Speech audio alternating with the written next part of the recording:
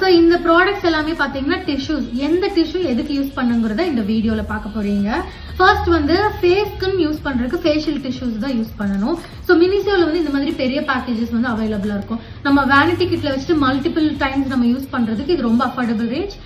So அதோட mini வாஷன் வந்து இந்த மாதிரி பாக்கெட் ஃப்ரெண்ட்லியா இருக்கும். இது வந்துட்டு நீங்க பிரைடலுக்கு ஆஃப்டர் மேக்கப் வந்து டச் அப்க்கு இதுக்கு மாதிரி கையில கொடுத்துட்டு வந்துடலாம். ஸோ இது வந்து நான் எப்பவுமே கேரி பண்ணுவேன்.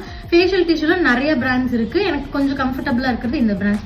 அதே மாதிரி வெட் டிஷ்யூஸ் வந்துட்டு நம்ம ரெண்டாவது மேக்கப் பண்ணும்போது நல்லா கிளென்ஸ் பண்றதுக்கு இது ரொம்ப யூஸ்ஃபுல்லா இருக்கும். இதோட மினி வெர்ஷன் வந்து இந்த மாதிரி ஒரு 10 ஷீட்ஸ் அந்த மாதிரி இருக்கும். இதுவும் நீங்க கேரி பண்ணலாம். அதே மாதிரி பட்ஸ் வந்துட்டு நம்ம யூஸ் பண்ணுவோம். பட்ஸ்ல வந்துட்டு இந்த மாதிரி 2 டிப்ல இருக்கிறது வந்து நம்ம ஃபேஸ்ல ஏதாவது கரெக்ஷன் பண்ணணும் அப்படின்னா இதை யூஸ் பண்ணலாம்.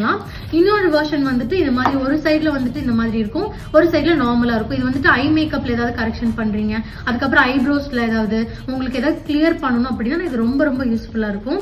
அண்ட் வந்துட்டு பிரஷ் கிளீன் பண்றதுக்கு இந்த மாதிரி கிச்சன் டவல் டிஷ்யூஸ் தான் யூஸ் பண்ணணும். ஒரு பக்கம் வந்து சொரன்னு இருக்கும், ஒரு பக்கம் வந்துட்டு ஓரளவுக்கு சாஃப்டா இருக்கும். ஸோ இதுல வந்துட்டு நம்ம ஈஸியா பிரஷ் வந்து கிளீன் பண்ண முடியும். ஸோ ஃபேஸ் டிஷ்யூஸ் வந்துட்டு ஃபேஷியல் யூஸ்க்கும் மல்டிபிள் பர்பஸ் யூஸ்க்கும் இதெல்லாம் நீங்க யூஸ் பண்ணிக்கலாம்.